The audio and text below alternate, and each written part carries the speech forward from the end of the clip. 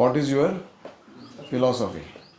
तो सिर्फ ये एक श्लोक बोलना है, ये हमारा फिलॉसफी है। जो हम बड़बड़ कर रहे हैं इतना सारा, वो इसमें समाहित किया गया है। तो सबसे पहला है आम्नाय प्राह तत्वम। तो हमारा प्रमाण क्या है? गौड़ीय वैष्णव सिद्धांत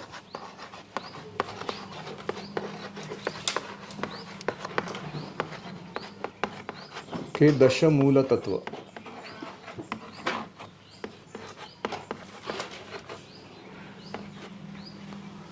तो हमारा प्रमाण क्या है? आम्नाय। आम्नाय का अर्थ होता है वेद। हम वेदों को प्रमाण मानते हैं। जैसे किसी भी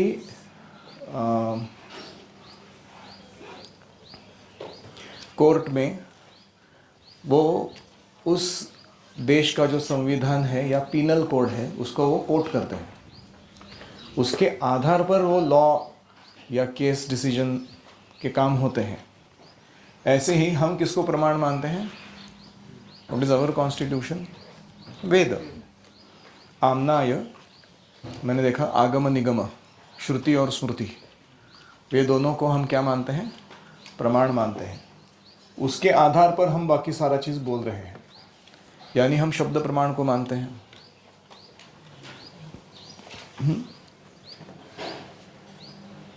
तो अभी संबंध ज्ञान आएगा। इसमें 3 तत्व हैं, हरि, जीव और प्रकृति। इनके बीच का परस्पर संबंध है। ठीक है। तो वो कहते हैं हरि के गुण बताते हैं वो पहले। ये प्रमाण के आधार पर वेदों के अनुसार हरि कौन है? परमम। हरिमिह परमम, यानी Hari is the supreme being. हमारे गौड़ी वैष्णव सिद्धांत में हम भगवान श्री हरि को सर्वोच्च पूर्ण पुरुष भगवान मानते हैं। हरिमिह परमम मत्तः परतरम न अन्यत् किंचिदस्ति धनंजय मयि सर्वमिदं प्रोतं सूत्रे मणिगणाय। अहम सर्वस्य प्रभवो मत्तः सर्वं प्रवर्तते, है कि नहीं? तो ऐसे भगवान स्वयं कहते हैं जो भगवद गीता में, वही तत्व को हम यहाँ प्रस्तुत कर रहे हैं। Don't play with the cap of the pen. तो हरिमिह परमम। फिर दूसरा गुण क्या है हरि का? सर्वशक्तिम, यानी हरि जो है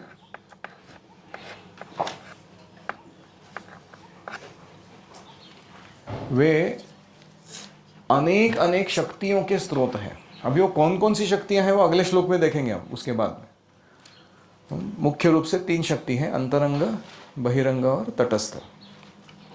तो ये सारी शक्तियों के वो अलग अलग स्रोत हैं और वो एक शक्तिमान है। कुछ धर्म क्या कहते हैं कि भगवान एक शक्ति है, हम एनर्जी। हम बोलते हैं नहीं नहीं, भगवान एनर्जेटिक है, शक्तिमान है। वो एक पुरुष है जिनके पास सारी शक्तियां हैं। तो सर्वशक्तिम। और क्या वो सिर्फ वेरी पावरफुल है? नहीं, वो वेरी स्वीट है। उसको कहते हैं रसाब्धिम। रसाब्धि, अब्धि मतलब समुद्र, रस का समुद्र है वो। तो रस कौन कौन से हैं आपने देखा है? 12 रस याद नहीं आपको?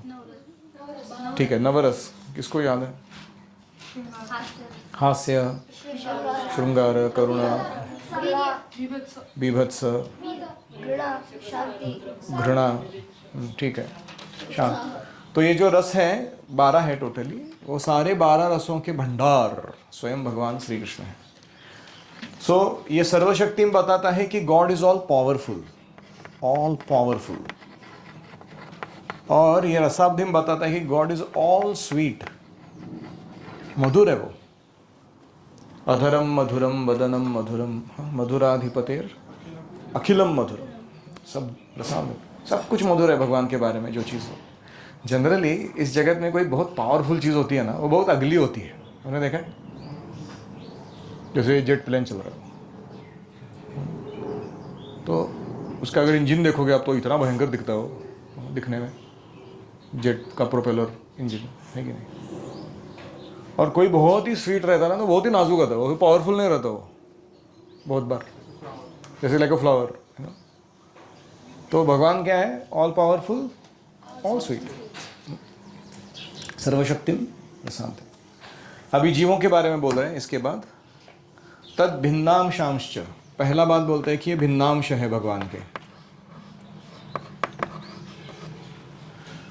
यानी हम भगवान के पार्ट एंड पार्सल अंश के रूप में हैं और उनसे सेपरेटेड है। तो भगवान के स्वांश होते हैं और भिन्नांश होते हैं, तो हम जो है वो भिन्नांश हैं भगवान के। तद भिन्नांशांश जीवान, अभी इसमें दो टाइप के जीव है। एक है प्रकृति कवलितान, यानी कवलिता यानी आलिंगन देना, कवटाळणे। प्रकृति कवलितान मतलब क्या है? मटेरियल नेचर ने कुछ को देके रखा है आलिंगन, माया ने पकड़ के रखा है उनको, इसलिए वो कृष्ण को भूल चुके हैं और वो बद्धावस्था में हैं। इनको क्या कहते हैं? बद्ध जीव। और दूसरे हैं वो मुक्त जीव हैं। वो मुक्त जीवों का क्या है? तद विमुक्तांश्च भावात। हाँ, विमुक्तांश भावात, भावात मतलब उनकी कृष्ण भावना इतनी प्रबल है, कृष्ण भाव उनका इतना दृढ़ है कि उसके कारण वो माया में फंसते ही नहीं, वो हमेशा मुक्तावस्था में रहते हैं। इहा यस्य हरेर्दास्ये कर्मणा मनसा गिरा निखिलासु अपि अवस्थासु जीवन मुक्तः स उच्यते। हमेशा मुक्तावस्था में रहते हैं क्योंकि हमेशा काया वाचा मन से भगवान की सेवा में लगे रहते हैं, तो इसलिए इनको कहा गया है मुक्त जीव। ठीक है, ये मुक्त है, मुफ्त नहीं है वो, मुक्त। तो ये हो गया जीवों के बारे में, हरि जीव। और इसमें प्रकृति का वर्णन क्या है कि प्रकृति जो है वो भगवान के अंडर एक काम करने वाली एक शक्ति है जो इन जीवों को नियंत्रित कर रही है, जो बद्ध है, उनका परीक्षा ले रही है ताकि वो मुक्त किए जा सके। तो वो प्रकृति का स्थान है। तो हमने भगवान कौन है बता दिया, हम कौन है बता दिया, और ये मटेरियल एनर्जी क्या है वो भी बता दिया। ठीक है, उसके आगे क्या है? Give me the papers.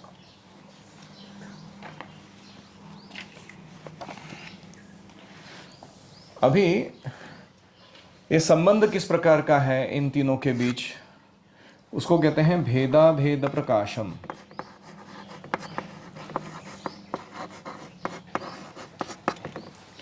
इन सबके बीच में भेद यानी डिफरेंस, अभेद यानी नॉन डिफरेंस, दोनों मौजूद है। हरि और जीव में भेद है और नहीं है। हरि सच्चिदानंद है, जीव भी सच्चिदानंद है, तो भेद नहीं है। लेकिन हरि विभू है, इनफाइनाइट, जीव अणु है, इन्फिनिटेसिमल, तो भेद है। जैसे गोल्ड माइन है और गोल्ड पार्टिकल है, भेद है नहीं है भी नहीं भी ऐसे। तो ये इसको क्या कहते हैं? भेद अभेद प्रकाश।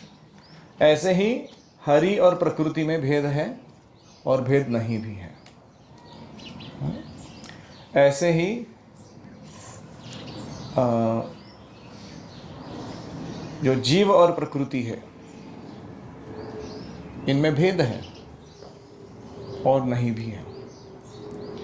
तो इसको, इनके परस्पर संबंध को अचिंत्य भेदा भेदा तत्व कहते हैं।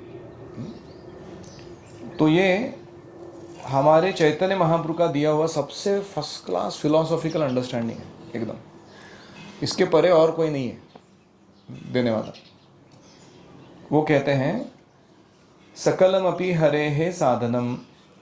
तो ये अगर भेदा भेद तुम्हें प्रकाशित चाहिए, यानी तुम्हारे को समझ में आना चाहिए कि कैसा परस्पर संबंध है हरि जीव और प्रकृति के बीच, तो तुमको साधना करनी होगी। अभी संबंध के बाद क्या आता है? अभिधेय। अभिधेय यानी प्रोसेस। इस प्रोसेस का हमारा नाम है साधना। तो साधनम क्या है? शुद्ध भक्तिम। शुद्ध भक्ति यह वह साधना है या प्रोसेस है जिसके द्वारा हम हरि को, जीव को, प्रकृति को यथार्थ रूप से जान सकते हैं। तो साधनम यानी अभिधेय शुद्ध भक्ति है, उसे सबको अपनाना चाहिए। तो कोई कहेगा ठीक है शुद्ध भक्ति अपना ली मैंने, तो मुझे क्या मिलेगा? उसको कहते हैं प्रयोजन। तो प्रयोजन वो क्या है? तत्प्रीतिम।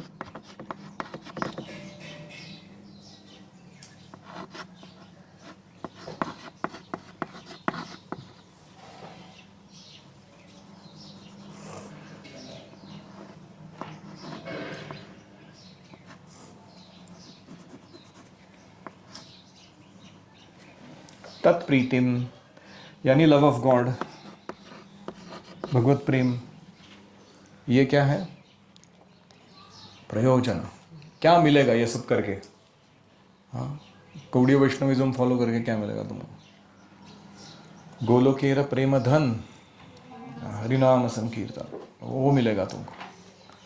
तो इस प्रकार से एव इति उपदिशति, इस प्रकार से उपदेश देते हैं। हरौ, हरौ गौरचंद्रम भजेतम, ऐसे भगवान हरि जो अभी गौरचंद्र के रूप में आए हैं, चैतन्य महाप्रभु के रूप में आए हैं, उनका हम भजन करते हैं, उनकी हम भक्ति करते हैं। समझ गया? तो एक दृष्टि से देखा जाए तो ये प्रमाण, संबंध, अभिधेय, प्रयोजन, ये देने वाले हमारे लिए सबसे महत्वपूर्ण आचार्य कौन है? चैतन्य महाप्रभु। इनका है गौरचंद्र नाम। और ये स्वयं कौन है? वो हरि ही है। ये जो सब बताने के लिए इधर आए हो, हाँ, इसलिए उनको कहा गया है हरो।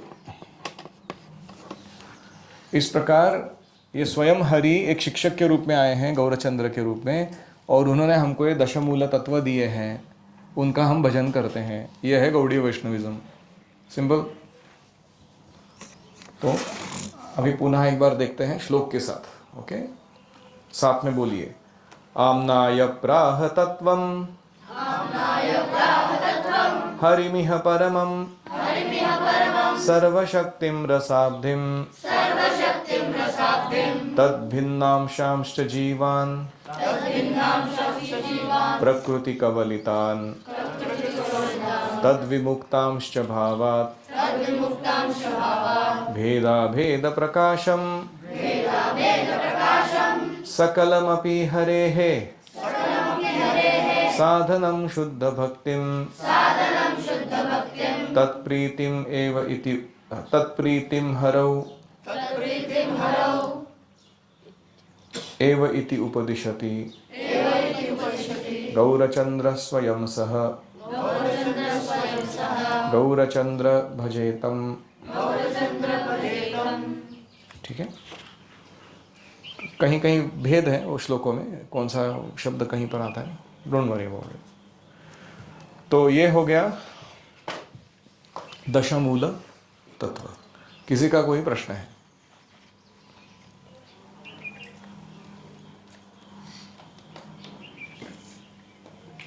संबंध समझना मतलब प्रभु जी जस्ट थियोरेटिकली अंडरस्टैंडिंग और इसमें रियलाइजेशन भी है। हाँ, संबंध को समझने का अर्थ है पहले कॉन्स्टिट्यूएंट इंग्रेडिएंट्स क्या है वो क्लियरली सेपरेट करके पता रहना चाहिए। जैसे कुकिंग के लिए जा रहे हैं तो ग्रेन्स, वाटर, मसाला, फायर, कुकिंग वेसल्स, इसके बीच का क्लियर डिस्टिंक्शन, कौन कौन कैटेगरी के कौन कौन है इधर मौजूद, वो समझ में आना चाहिए। फिर ये समझ में आना चाहिए कि how they relate to each other. वो इंडिविजुअल कॉन्स्टिट्यूएंट्स जो है उनका परस्पर संबंध क्या है वो समझ में आना चाहिए। इसको कहते हैं संबंध ज्ञान।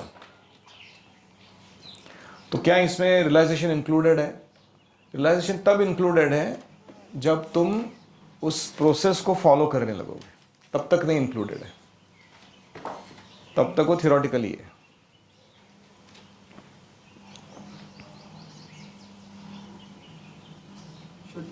प्रोसेस अभी जो संबंध शुद्ध भक्ति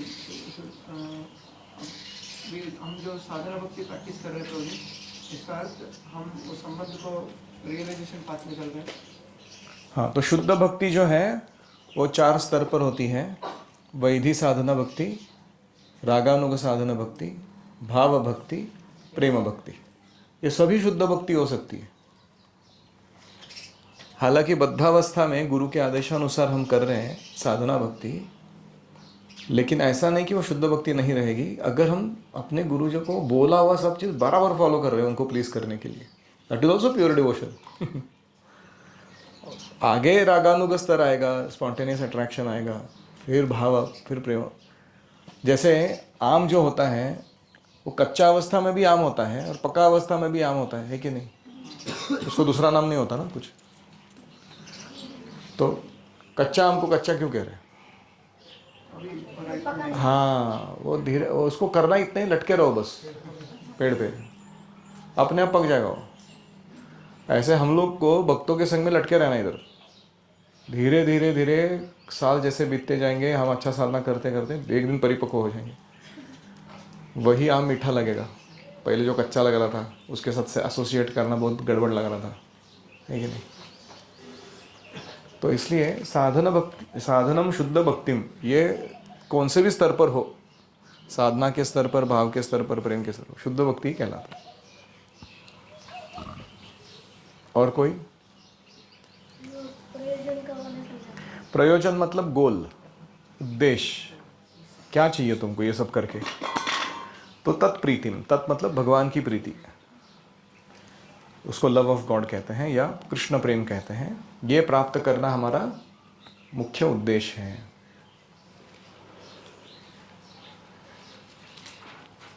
समझ में आया? तो अभी मैं आपको एक चैलेंज देता हूं, कल से तुम किसी भी स्पिरिचुअल या नॉन स्पिरिचुअल व्यक्ति को मिलोगे ना, तो उसको सिर्फ ये 4 प्रश्न पूछने हैं तुमको। तुम्हारे लाइफ का फिलॉसफी क्या है, ये पहला प्रश्न है। फिर वो फिलॉसफी का बेसिस क्या है, किसके आधार पर तुमने ये तय किया कि ये ऐसा जीवन जीने का।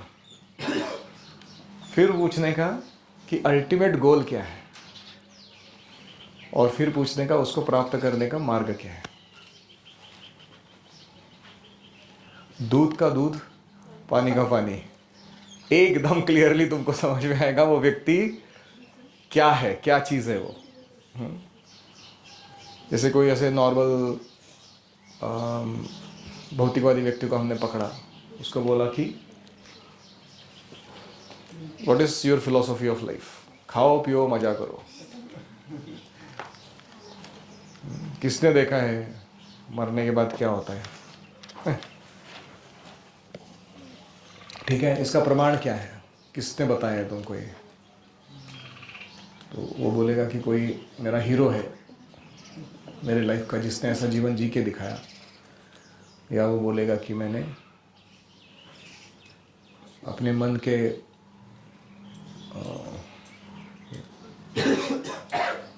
आधार पर निर्णय लिया है, मेरा मन मेरा बेसिस है, प्रमाण है मेरा, नहीं कि नहीं? फिर पूछने का कि अल्टीमेट गोल क्या है, जीवन का अंतिम उद्देश्य क्या है। किसी का बुरा नहीं करने का, अच्छा रहने का, और ऐसे पूरा लाइफ एंजॉय करने का, फिर मर जाने का।